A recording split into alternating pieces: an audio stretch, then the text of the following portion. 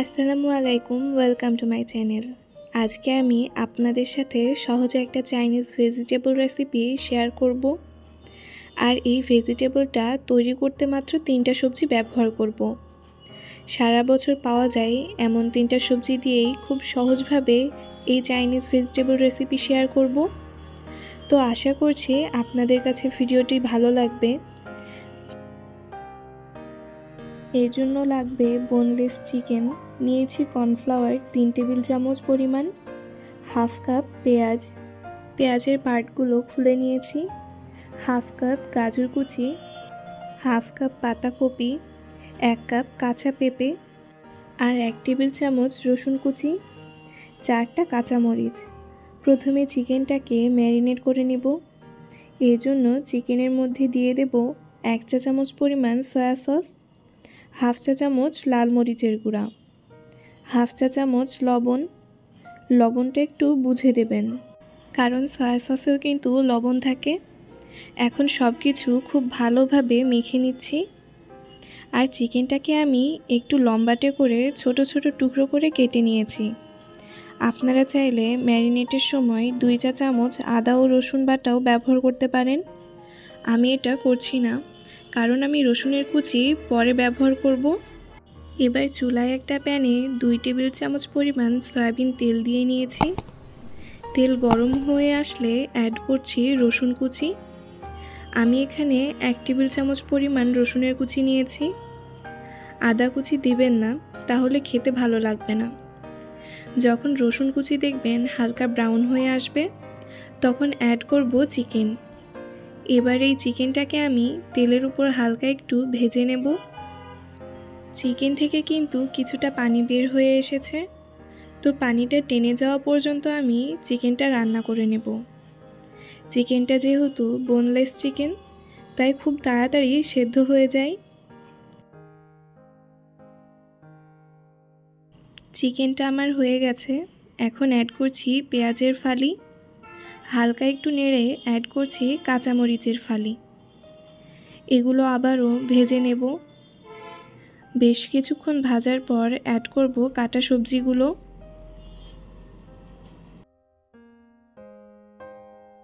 পেঁয়াজগুলো বেশ খানিকক্ষণ ভেজে নিয়েছি।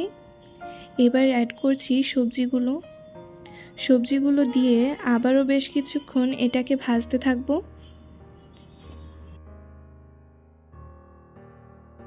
এখন অ্যাড করছি 1 চা চামচ পরিমাণ লবণ। এবার সবগুলো 2 থেকে 3 মিনিট ভেজে নেব।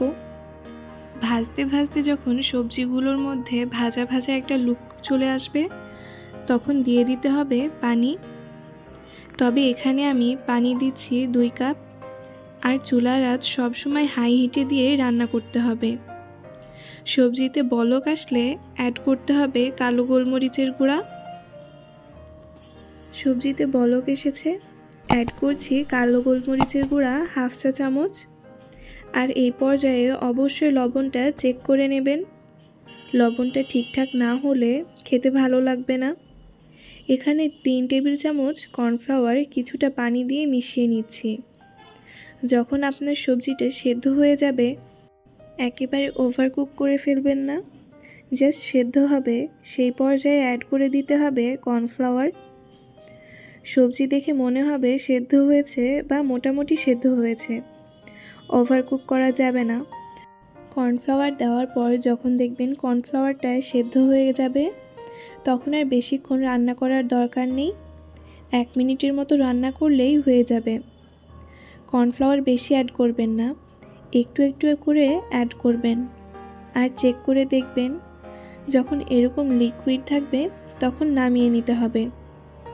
এর থেকে বেশি ঘন করে ফেলবেন না। আমি আপনাদের কনসিস্টেন্সিটা দেখিয়ে দিচ্ছি। অনেকে আছেন কর্নফ্লাওয়ার বেশি করে অ্যাড করে একেবারে দলা পাকিয়ে ফেলে।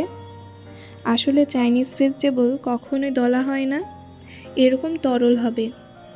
এটা আপনারা অবশ্যই খেয়াল রাখবেন, আপনাদের ভেজিটেবল যেন এরকম লিকুইড হয়।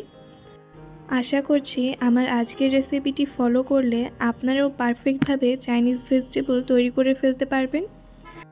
আর মাত্র 3টা সবজি দিয়েই তৈরি করে নিলাম এই চাইনিজ ভেজিটেবল রেসিপিটি। এটার টেস্ট কিন্তু অসাধারণ। আপনারাও ঘরে তৈরি করে আমাকে কমেন্ট বক্সে জানাবেন। আশা করছি আমার আজকের ভিডিওটি আপনাদের ভালো লেগেছে। ভিডিওটি ভালো লাগলে লাইক, কমেন্ট আর শেয়ার করতে ভুলবেন না। আমার চ্যানেলে নতুন হলে সাবস্ক্রাইব করবেন, যেন এমন নতুন নতুন রেসিপি আপনাদের সাথে শেয়ার করতে পারি। সবাই ভালো থাকবেন। আল্লাহ হাফেজ।